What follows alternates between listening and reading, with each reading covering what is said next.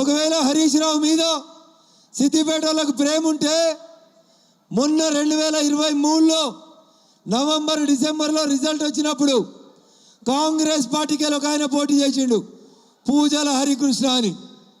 20,000 రాలే తమ్మునికి, ఓడిపోయిండు పాపం. కానీ ఇలా రోజు సిద్దిపేటలో రోడ్లకి మోరీలకి ఎవరు కొబ్బరికాయలు కొడుతురు? పూజల హరికృష్ణ కొబ్బరికాయ కొడుతుండు. 30 మంది కౌన్సిలర్లు ఉన్నారు. ఒక్కడన్న పోయి మా ఎమ్మెల్యే రాకుండా ఎట్లా కొబ్బరికాయ కొడతామని ఒక్కడన్న అడ్డం పోయిందా?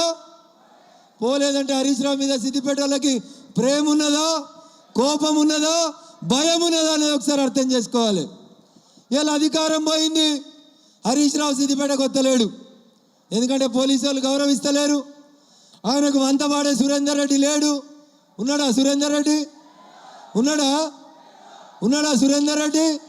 హరీష్ రావు అడుగులకి మడుగులెత్తే పోలీసు వాళ్ళు ఉన్నారా? ఇప్పుడు ఉన్నారా? అందుకని హరీష్ రావు కూడా వస్తలేడు. వస్తే కూడా అప్పుడప్పుడు మెల్లగా ఇట్లా వచ్చి సాటుకి వెళ్ళి వచ్చి సాటుకు పోతా ఉన్నాడు. అంతేనా? అందుకని భారతీయ జనతా పార్టీ నాయకులకి, కార్యకర్తలకు నేను సవినయంగా ఒకటే విజ్ఞప్తి చేస్తా ఉన్నా. సిద్దిపేట భయంలోంచి బయటికి వచ్చింది.